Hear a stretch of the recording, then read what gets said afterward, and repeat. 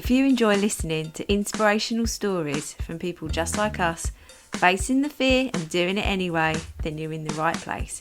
My name is Claire Hill, and this is the No Rest for the Vivid podcast.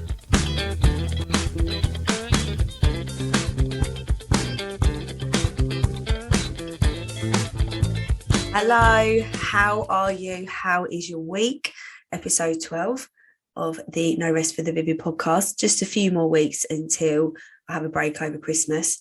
But we're going to get to episode 15, I believe, in December. Me and my husband are actually going to be doing an episode soon.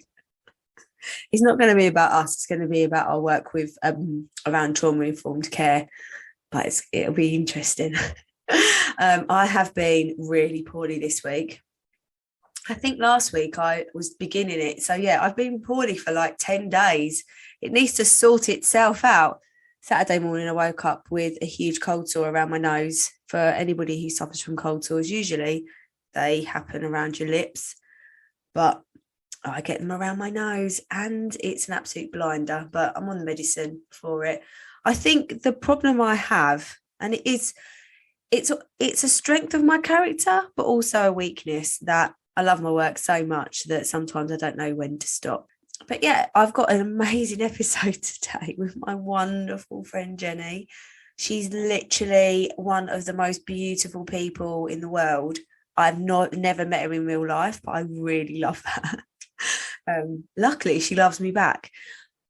We discovered each other through Dance Box, and we used to dance virtually together every week. And Jennie is so interesting and wonderful, and is really in tune with herself and her body, and helps women to also become in tune with their own bodies. This is the first episode from Jennie. We're actually going to record another one in the new year because we overran big time and we didn't cover everything that we wanted to talk about. So she's coming back in the new year. I hope you enjoy the podcast. Please follow her and please get in touch with her if any of the knowledge she gives out resonates with you. She really is a wonderful human being. Enjoy. Hey Jennie. Hi Claire. Hi. It's so nice to be having a conversation with you. I know, Finally. You're one of my virtual friends. I know. I've never met in real life, but we're friends. Thank God for Instagram, hey? I know, yeah. So are you comfy? Have you got a nice Comfy? Got a cup of that cocoa? I can't say it. Cacao. Cacao. You have a thing at 3:00, don't you? Yeah, it's not 3:00 yet though. It's not, no. No, can't have it before 3:00. Oh, but you So haven't got Oh, you haven't got it then? I've not got my cacao, but I've got my hot water. So why can't you have it before 3? You can, it's just my rule, because I drink cacao because it's really rich in magnesium. Yeah. So it's really good for fatigue. And I have my natural dip at about 3:00. So it's my little pick-me-up in the day. Oh, Jennie. Instead of gin. Well, do you know, I was saying, me and my husband, sorry, we'll go to you in a minute, but me and my husband were saying how we are so tired at the minute. And you have a little space in my ear that you just sit, a tiny version of Jennie going, adrenal glands, adrenal fatigue, you need to take some magnesium. Also, it'll be the turn of the seasons at the moment. Yeah. Everybody, I think when it turns to autumn, well, just naturally where, it's like we'll kind of like gather and, start to prepare for hibernation. Yeah, well, it's getting so dark, isn't it? Mm-hmm. Yeah. Dark mornings, dark evenings. Yeah. But we'll come to all of this because the reason I've asked you to be on the podcast is because you are so freaking wise, and anything that you tell me, I take as gospel. You know that I actually do as well. You are absolutely amazing. So for everybody who doesn't know who you are, what's your name? Where'd you come from? What do you do? So I'm Jennie. I'm Nurturing Touch, and what do? I do lots of different things. My main one is women's health and trying to get women to understand their hormones and their body and their natural cycle, and getting them to connect with themselves and work with their cycles throughout their month. And then just recently I've gotten into sound healing. So I've done my training, and that's really nice because that allows me to work with feminine and masculine energy, which is a new path for me, which is great. And yeah, I just love to connect people to themselves and to their little tribe, so everybody feels held and loved. Is anyone else already feeling like Jenny's hugging their heart from everything you're saying? Like, literally, I just want. Can you tell my love language is physical touch? Yeah, I just literally, want you're to hug actually cuddling everybody. yourself as you're talking. I want to just sit and cuddle myself. It's so lovely. So we met through Dance Box with Elena, and I don't even know how we started talking. But anyway, we did. I think I was just trying to bribe you to get it up on your stories. Get you dancing on your... I was like, get you dancing on. I'm rubbish. I'm not as good as you. I am. Shush now. I am. But anyway, we got matey, and then and you did a live on the Dance Box, so that the membership one about like women's health, like you were saying, connecting to yourself, the seasons of our cycle, and I was just blown away. I think that was the first step into, there must have been about a year ago, maybe just under a year ago. That was a step into me, I suppose, understanding a little bit more about hormones. And actually, we were saying about oversharing. I came off the contraceptive pill quite soon after that because of because of understanding that. So I'm talking for you, but you just that's why I've got you here, because you are so wise and interesting about all of that. I just think, women, how do we not know this stuff? You know, like, we're born with our wombs. We've got generations behind us that have gone through all these different cycles and birth and menopause, and it's like not passed down because we've been shamed. Like, nobody talks about periods, shush, shush, shush. And we're doing ourselves a disservice, because if we can work with our cycles, we're so much more productive. Yeah. Oh, massively. Absolutely. So where did it all start? Where did you get interested in this? What is the journey from, not knowing, I suppose, the same as everybody else, to knowing as much as you do now? So I did my training in midwifery, so I trained to be a midwife, and then that wasn't quite right for me, and then I did doula. Have you heard of being a doula? So I was a doula for a while, and did my hypnobirthing training, and I always worked in kind of birth and like the maternity sector. And then Mizan, I think I found it on maybe Facebook or something. And I was like, oh, what's this? And looked into it. And I was like, this is right up my street, because this gets me to work with all women, from like young girls just starting with their periods all the way through to like post-menopause. So I was like, this is great. And I trained. And I would say I literally had a spiritual awakening on that training. Wow. So how long ago was that? Maybe 6.5 years now. Wow. And I was like, wow, like, this is how women support women. This is true listening, because there was a lot of sharing, like when women start to tune into their wombs and their bodies, like a lot comes up, because a lot happens in our wombs. And there's a lot of stories to be told. And so it was just absolutely amazing. And then I went on to do my pregnancy and postnatal Mizan training. Then I did my advanced training. Then I assisted on some Mizan training myself, which was really interesting. I really enjoyed doing that. I enjoyed teaching. I've worked as a Mizan therapist now for like 6 years, and just listening to women's stories, it's just, women are awesome, man. They're just awesome. We are. Just incredible. How so, when some women sit down and they kind of go and tell you their story, and you think, how are you functioning? How have you gone through all of that and you're still functioning. And holding up families, you know, you've got however many children and you've got partners and you've got houses and jobs and you're holding it all together. And just getting them to recognize that is just recognize their self-worth because how many of those women lack self-worth when they're doing all of that? I know, and they don't see it. No, you know, and it's like the first Mizan appointment can take 3 hours, sometimes more, because they're telling the whole story and like what they do. And it's like, because it condenses it and makes it really intense. You can say to them, can you see what you do? And they're like, yeah, it's a lot. No wonder I'm tired. Yeah. So what are the principles of, is it Mizan? Mm-hmm. Yeah, Mizan therapy. Mizan, the word is balance. So it's about creating balance in a woman's body.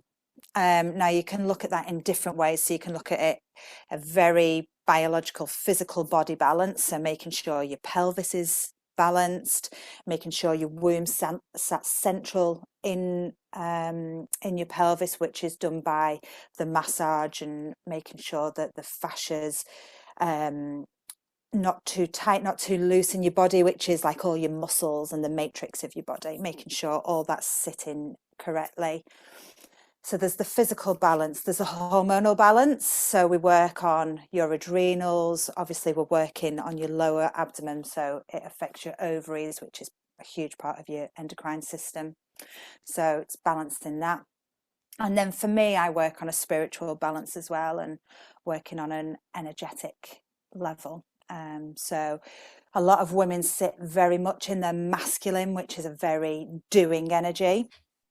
And the feminine energy is all about receiving, which women don't do a lot of. No. So it's about teaching women how to receive without guilt. Oh, receiving without guilt. Yeah. It's hard. Yeah. It's hard. Some women literally sit there and go, I actually don't know what you mean. I don't know how to do that or achieve that. Yeah. So because I think the first, as soon as you said that, it's like, well, if I'm being given something, it's taken away from somebody else.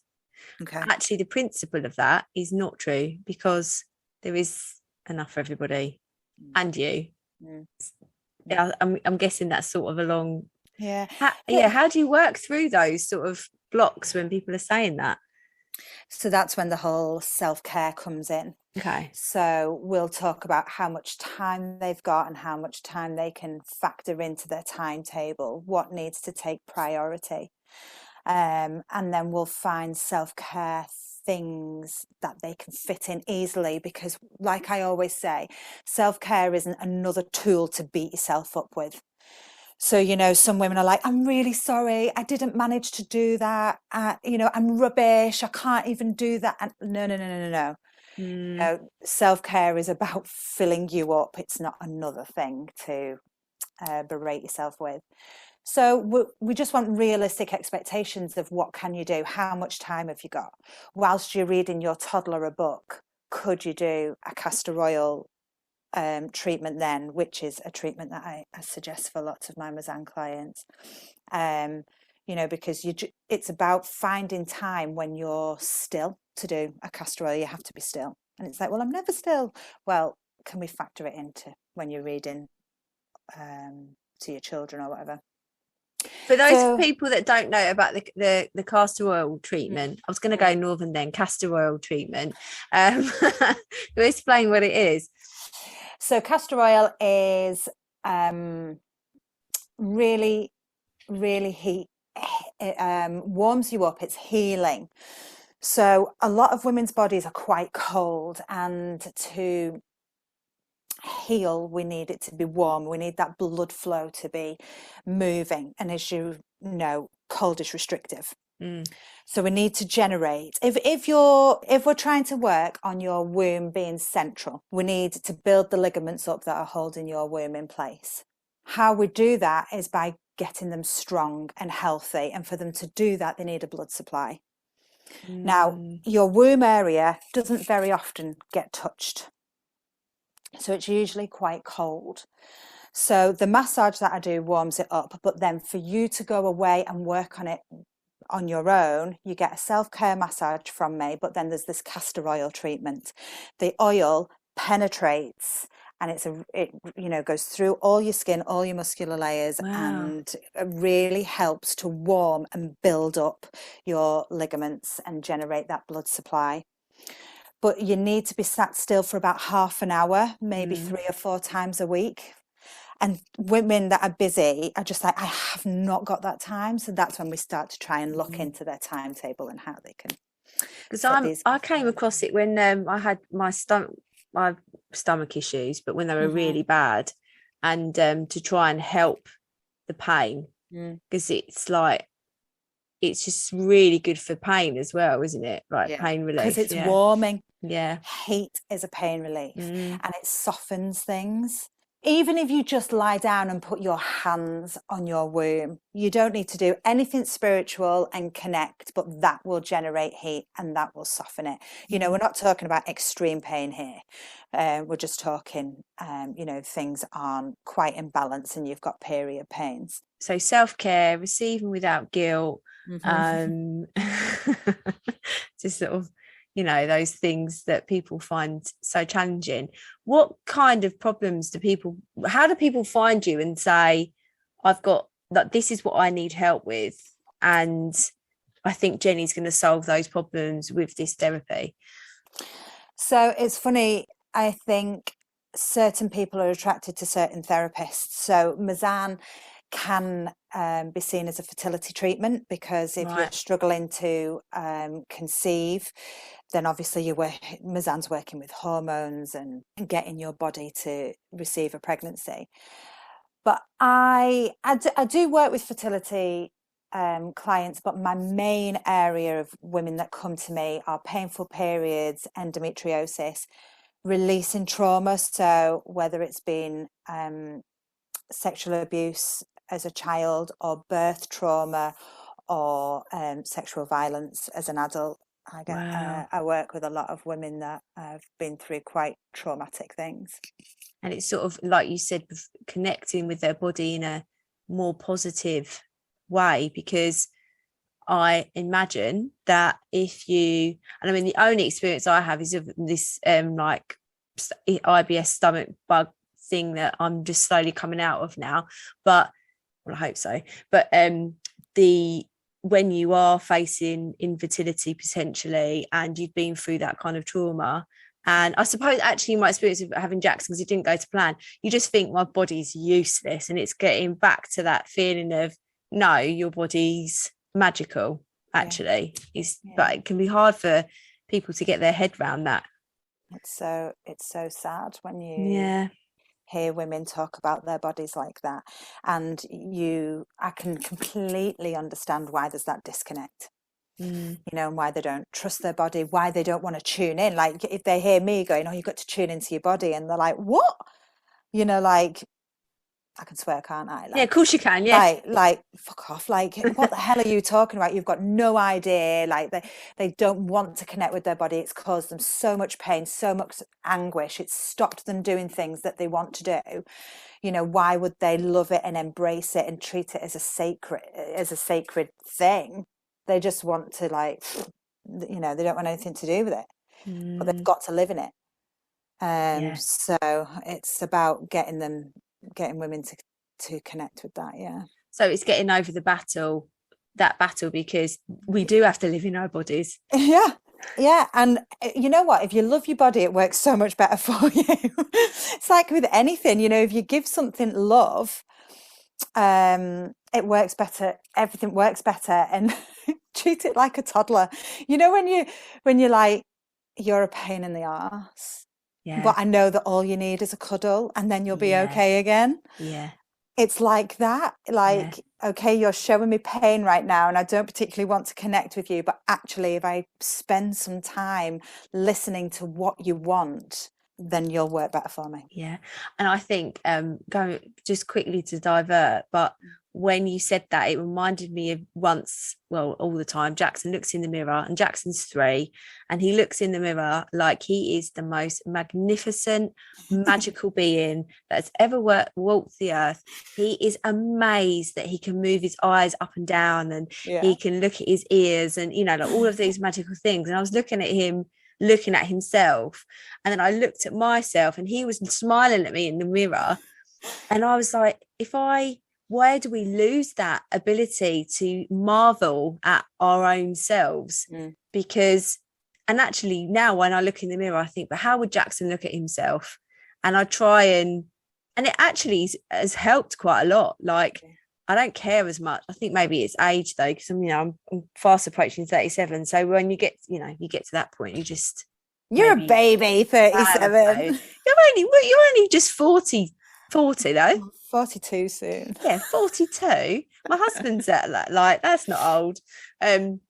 Anyone older than my husband is a bit older, because they can't be too old. Like he's 41. But yeah, so that kind of idea that and the language as well. I always think about what language am I using. I never ever ever say, I would say I used to be fat. Bloody, that's ridiculous. No one is fat anyway. They've just got fat on them, and actually everyone has fat on them, sort of thing. But it's rewiring that idea of how you see yourself, and you're right, connecting with your body. And now I think for ages I was in so much pain after having Jackson, and my stomach is, and then I was just like, yeah, but I created a baby in my body, thank goodness. But also, you know what else as well is saying that, not even about having a baby, I used to really hate my feet. It's really weird. I used to hate them. And then now I'm like, but all of the places they've taken me. Yeah. So now I say to Jackson, oh, you've got lovely feet. Imagine all the places they're going to take you. Yeah. I just rewired that a little bit. Yeah.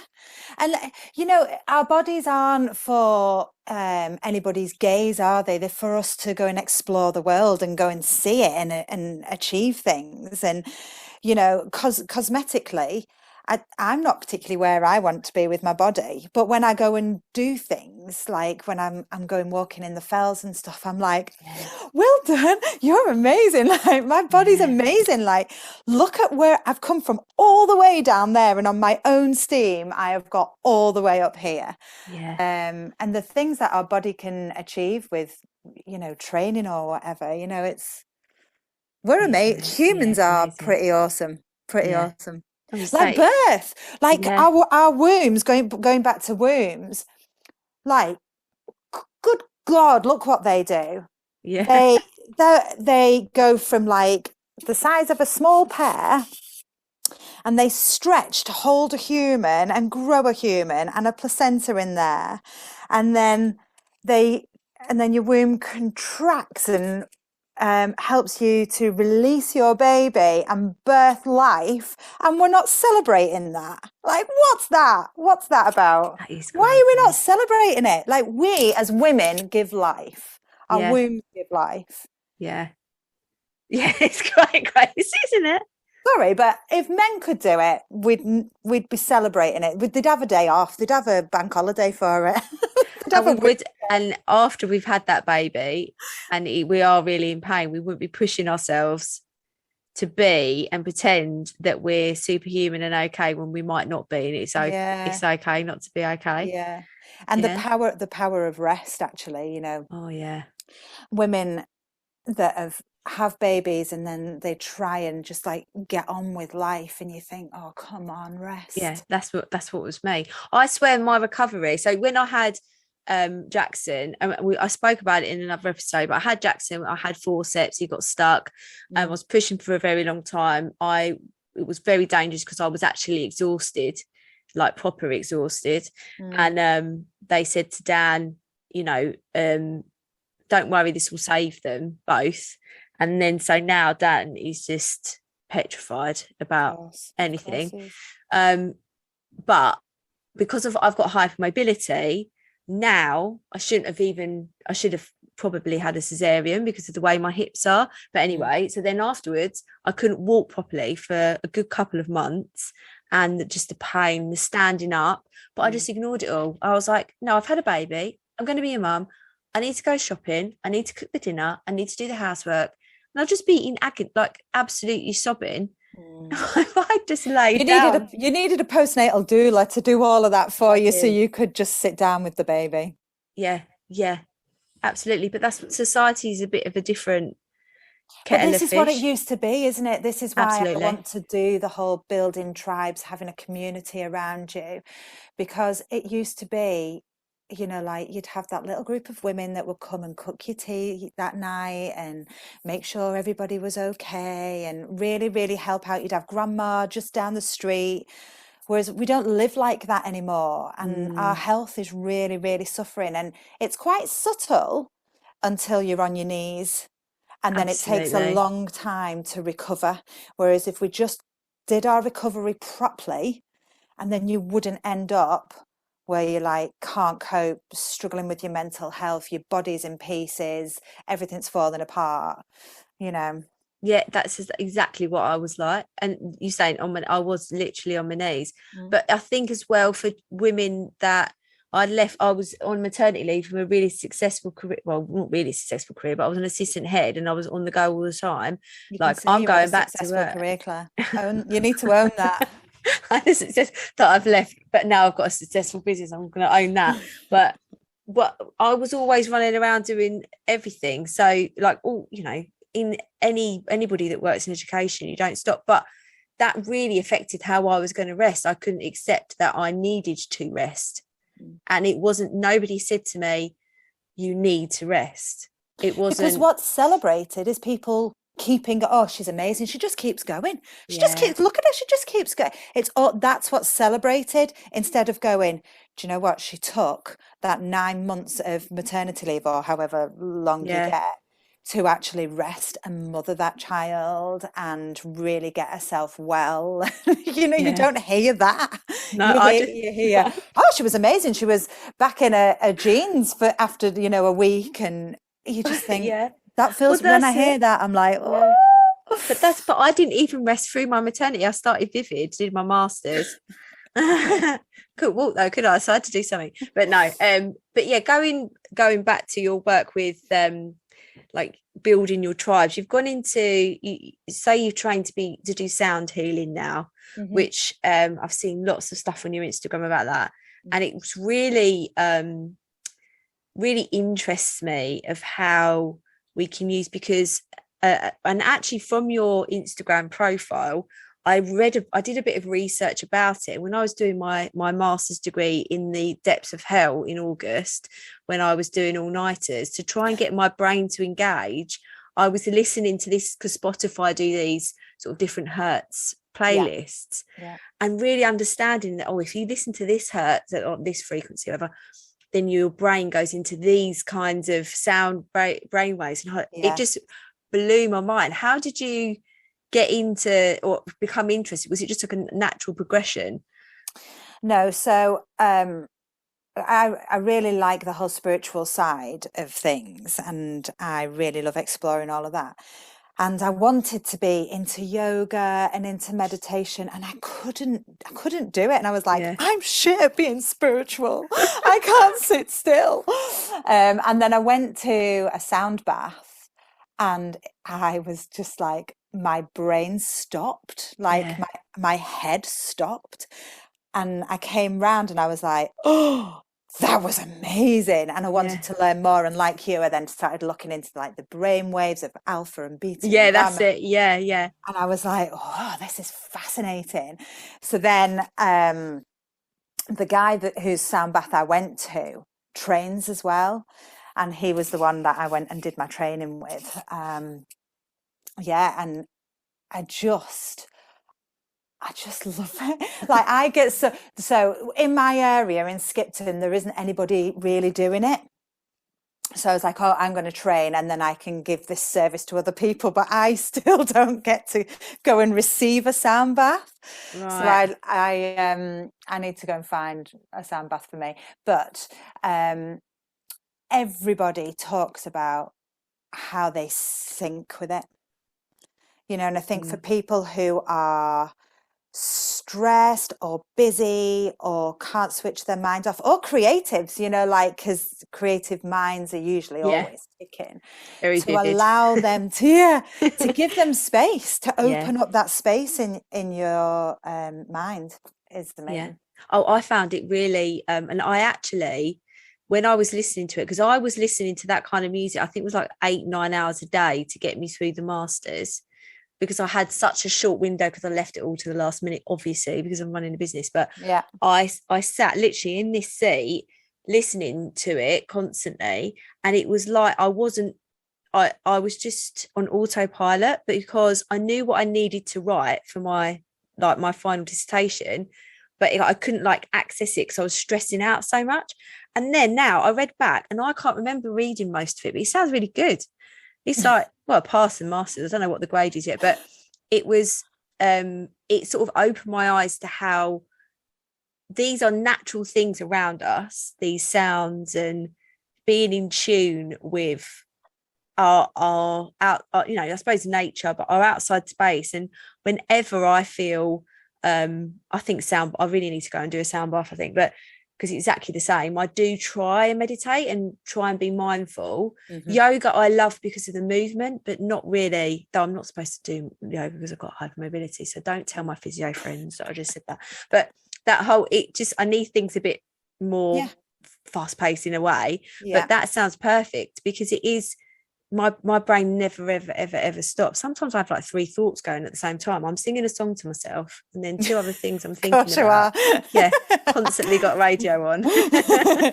Yeah, and that's what the sound does. It really helps you kind of focus in. It can be used for lots of things. So sound can be used for pain. So I have a couple of clients that come and we use the sound bowls on their body, so the vibration actually penetrates through their body and it gives them pain relief. It can be used so you can use it to create a high energy. So if they're feeling fatigue, maybe not fatigued, but tired and need a lift, you can do that. Or if you need the relaxation, or if you need focus, because the different instruments and the different sounds access the different brain waves, so you can kind of tailor it to what. With a sound bath, it has to be kind of for everybody, because you've got a big group in front of you. But on a one-on-one, you can work with somebody and find out what brainwave it is that they're wanting to access. Oh, wow. It's absolutely magic, and I'm learning so much with the sound. It's really good for people that really struggle with sit down, be quiet, sit cross-legged meditation. If you can't access that, sound is a really good way to go and find some meditation and switch that thinking, that your cortex off at the front. Yeah. Oh, I didn't even think of going I just seen the sound healing, but yeah, sound bath sounds really relaxing. Yeah, they're lovely. They're lovely. Oh, amazing. So you do your sound healing, and then you're on a mission to sort of create these tribes and connect people together. I've seen you do a few groupy things. That's the wrong word, the moon circle. The moon circle, that's it. Yeah, so we do, me and my friend Lynn from Sacred Awakenings. She, now if you think I'm wise, you need to meet her. She is just magic, that woman. But me and her do a full moon circle online, where everybody gets sent a little box of gifts, and we work through the box. And the general rhythm is I read a story that's kind of connected to that moon, and then we journal. And then Lynn talks about the moon, because every moon has a name and a meaning behind it. So she does that, and everybody gets a crystal in their box, and we talk about the connection between the crystal and the moon. And then she does a yoga nidra. Have you heard of nidra? So it's basically lie still yoga. But she talks you through a really lovely body scan, and then we'll take you off somewhere. Whenever I do a nidra with Lynn, I just go to a magical place and have no idea where it is, but it's absolutely magic. I love it. Wow. So yeah, but within that we do lots of journaling and sharing, because there's so much in sharing and opening your throat chakra and speaking, and sharing your wisdom, because not everybody's walked, nobody else has walked your path. They might have walked something similar, and I think we all used to talk a lot more and share and form these connections and community through talking. Not really doing that anymore. Don't really, whether it's because our families aren't close by anymore, we've all expanded, or, friendship circles, or we're all just in the rat race and too busy. But yeah, this again, loss of connection. So it's just about bringing people together again. So the full moon we do online, and we've just started a new moon circle, which is face-to-face locally in Skipton. Oh, amazing. Going back to your connection, I think people are good at talking, but they're not so good at listening. And it's funny because it's like everyone's competing to be heard, but I think listening is such an important, it's more important than talking, I think. I mean, I don't know whether maybe my listening skills have improved because all I do all day is listen to podcasts, and obviously do this now and do my own, but listening to people and like active listening and making sure that you're getting to I practice active listening with Jackson all the time. Even though he's only 3, he's talking to me, so I like repeat the last word that he said and all this last little bit, so he then wants to tell me more. But it's lovely to have the idea of coming together as a focus, and actually though they're all sharing, but the focus is about being together, not themselves.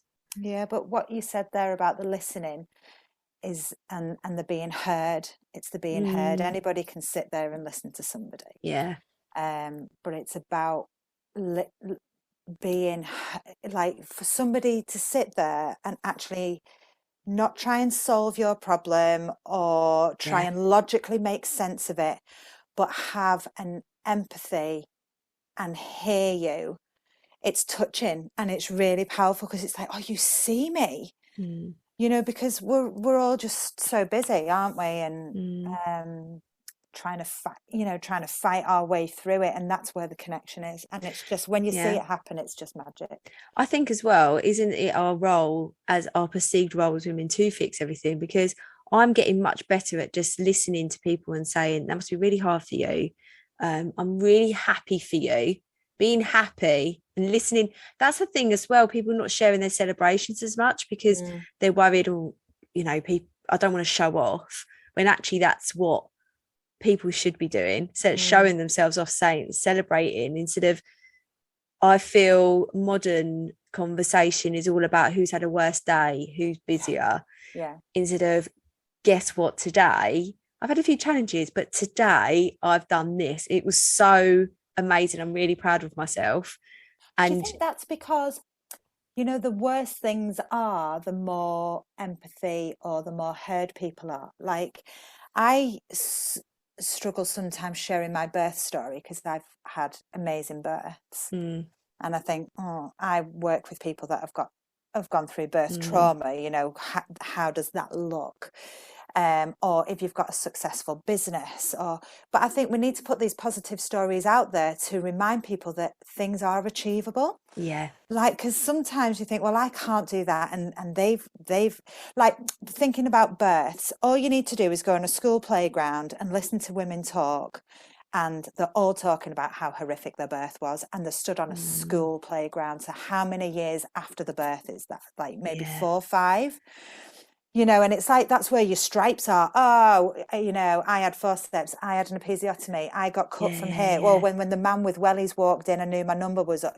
All these horrific things. You don't hear women say, I just had my baby and it was amazing and magic and really quiet and soft and gentle. You don't hear it. No, but I think I know having a a trauma. I've got my fingers up. Traumatic. It was much more traumatic for my husband, not for me, because I was on the drugs. Like I had everything going. At the time, I'd been rushed in, and I wasn't scared until one of my best friends is literally about to drop, and she said, "I don't feel scared." I went, "No, you shouldn't. It's the most natural thing ever." I wasn't scared until I was like wheeled into the surgery. Not even when the blue lights were on, I wasn't scared.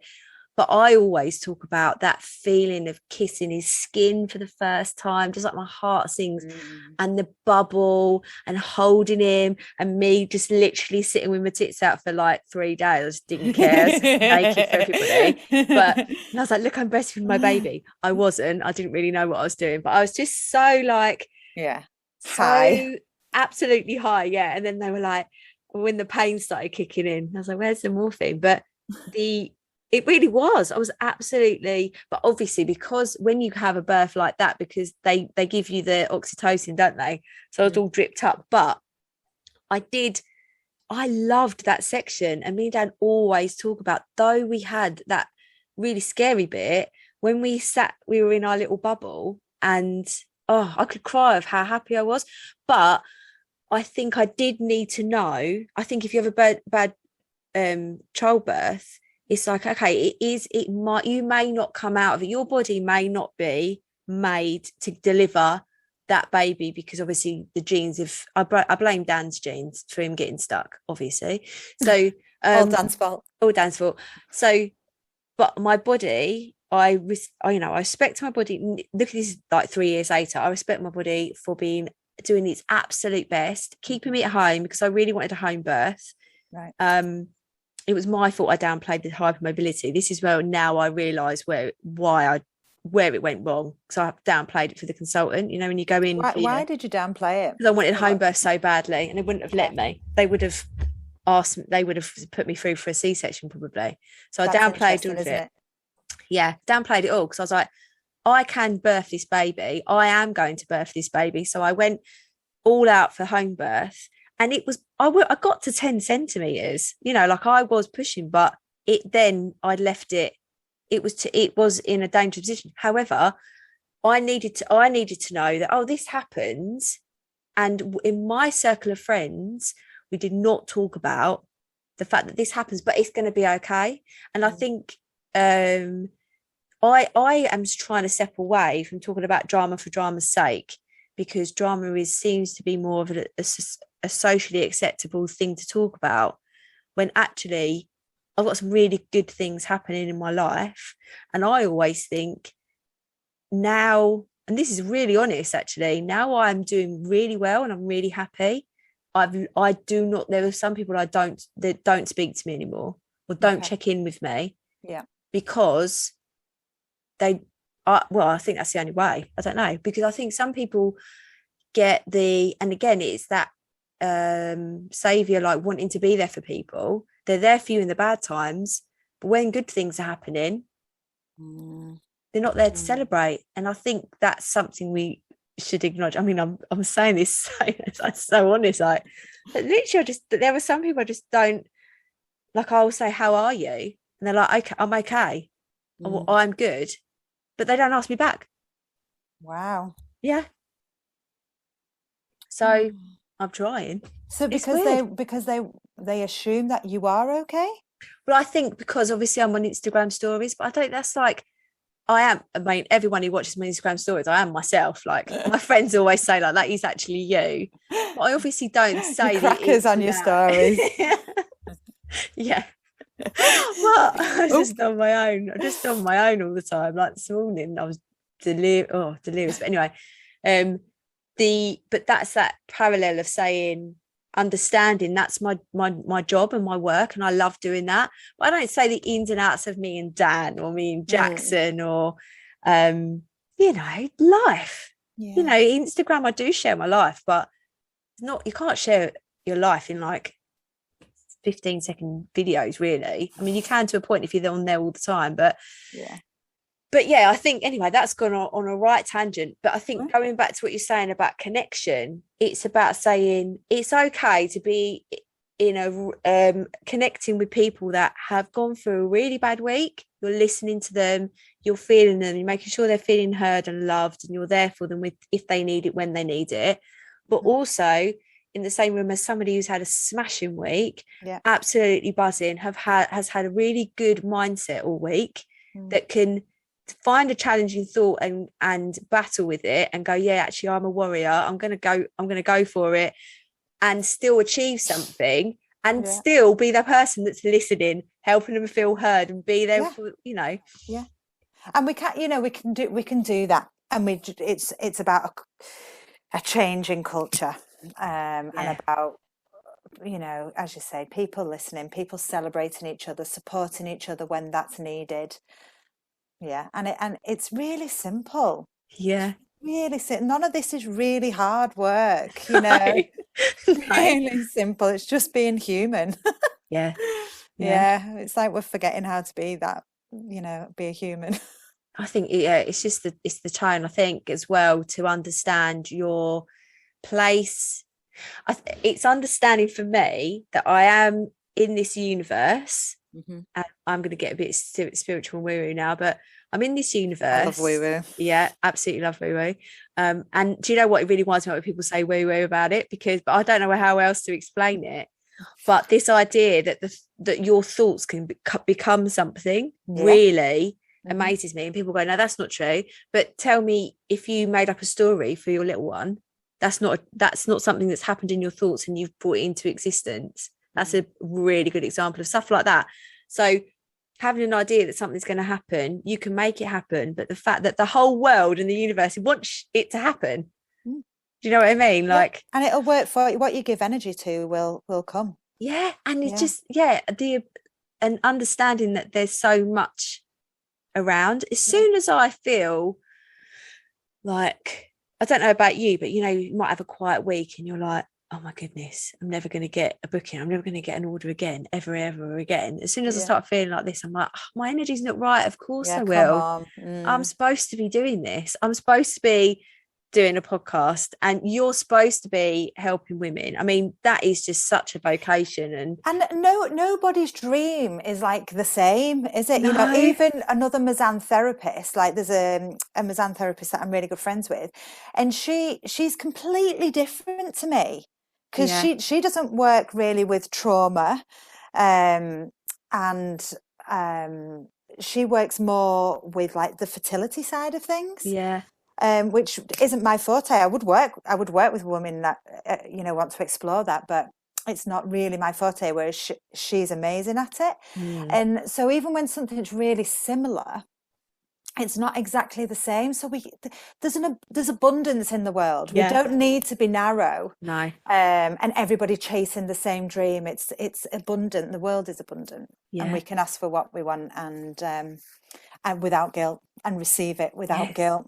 Receive it without and guilt. Sit in your divine feminine energy of receiving. Do you know what I'm really rubbish at though? Is the crystals in the moonlight and charging them crystals. And I've only got 2 crystals. I need to get. I don't know why I've only got 2. Why do you need? I don't know, because they're my. I got them when I first started Vivid, and so like if I'm having a day where I'm a bit like, and it's normally because I've snoozed. Everybody, I realise I never used to snooze. I know I snooze forever. Love a nana nap. Got snoozed. No, you know, like snoozing on the alarm. Yeah, I stopped doing it, and I was always in a really like first thing in the morning, felt much better.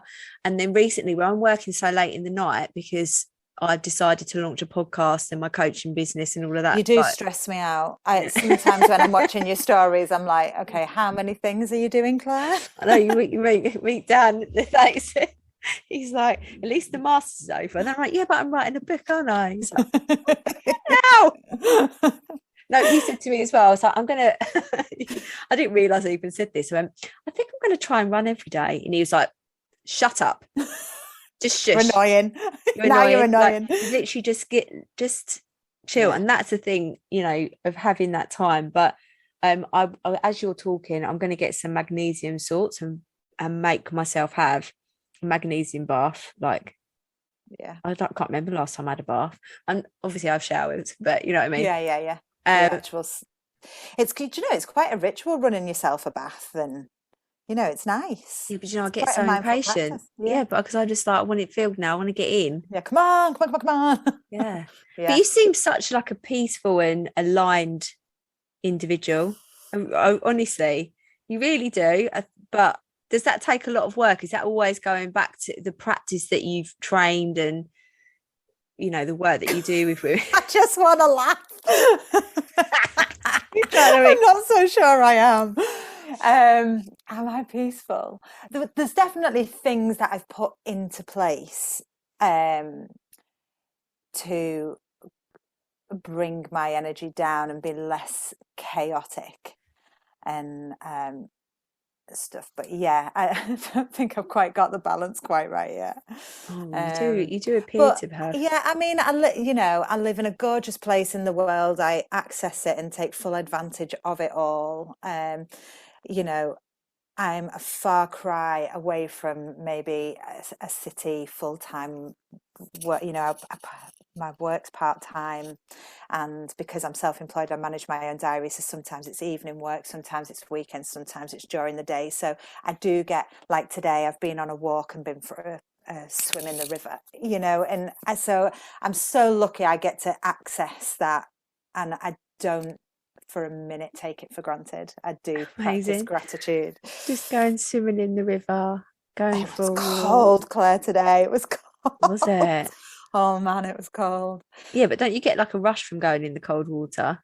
So Yeah. this is a new journey for me. This cold water. I was like allergic to cold. Like as I was saying at the beginning of this conversation, it's all about heat, making sure you're warm, wrapping people up in blankets, stroking them, giving them cuddles. And I used to watch my friends going into the river, and I'd be like, "You're all bloody mental," and I'd just be like holding the towels.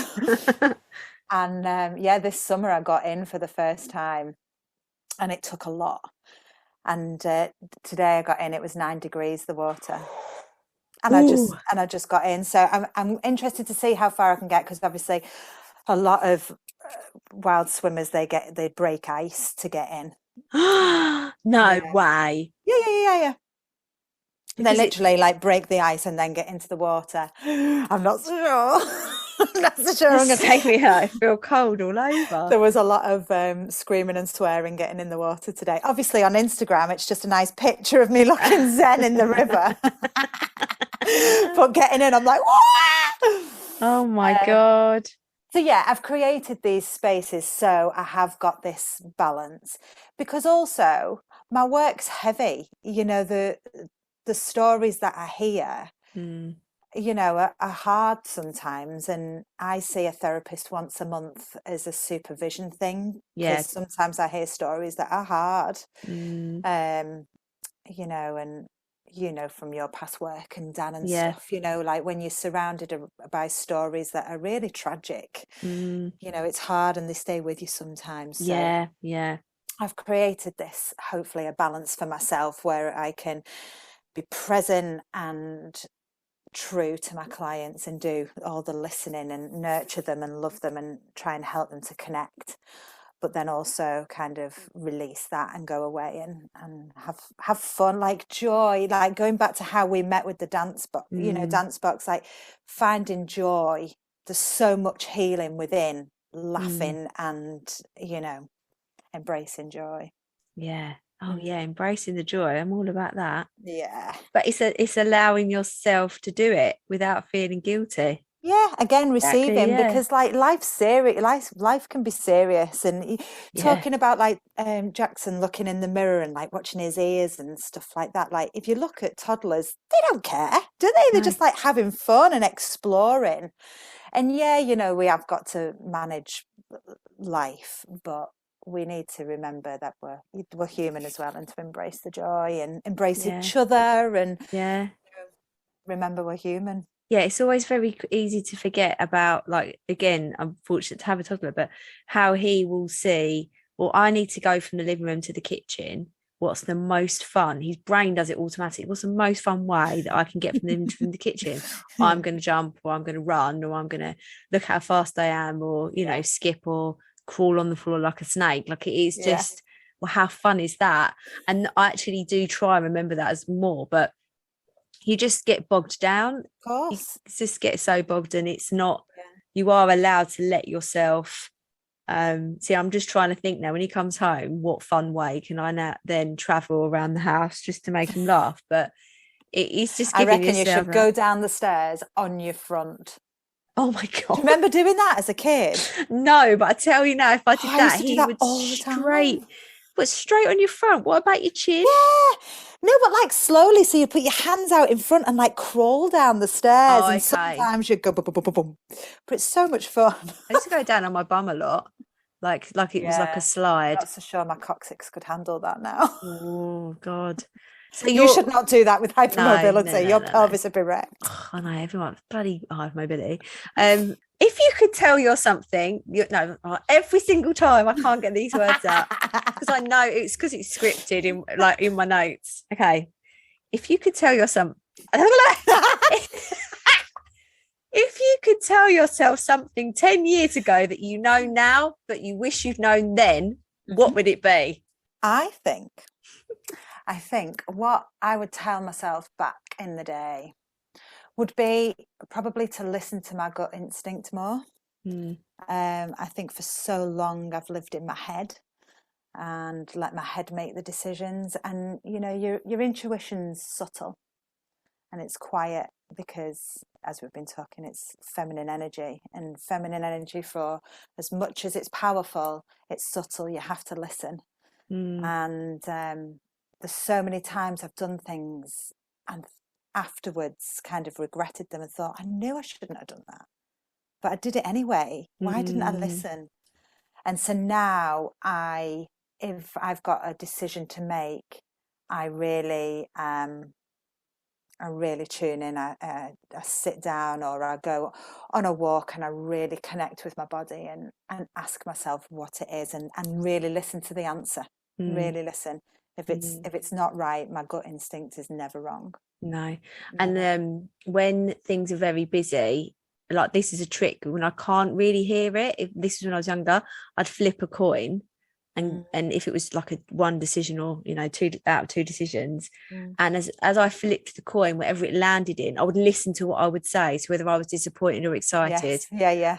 And then listen to your gut. That's a really good way to train to hear your gut as well. If you use easy way to prompt the response. Yeah. What is it you're wishing for in that quick second? Yeah. That's important. I was just thinking when you're saying I shouldn't have snogged all those manky boys. Right.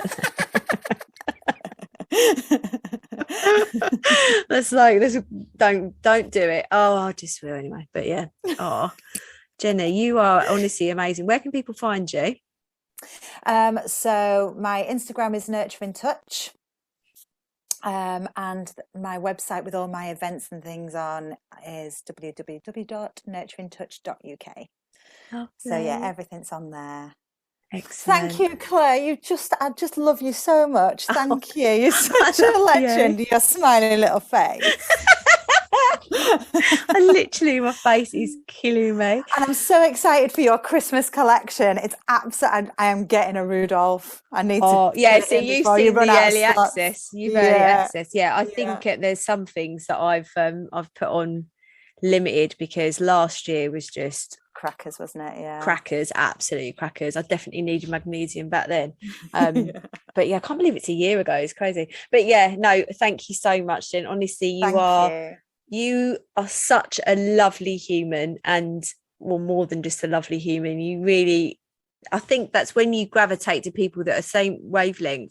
But even though we've only ever met each other virtually so far, you just exude this wonderful warmth and like you say, sharing the joy. So thanks, darling. Have a wonderful afternoon, evening. You're working this evening? Yes, got full moon circle tonight. Oh yes, of course. Amazing. Yeah. So looking forward to it. Oh, lovely. All right, take care of yourself. Hope it goes well. Okay, lots of love. Lots of love, babe. See you later. See you now. Bye. Bye. Thank you so much for listening to the No Rest for the Vivid podcast. Written, produced and hosted by Claire Hill, and music has been composed by my brother, Phil Vidler.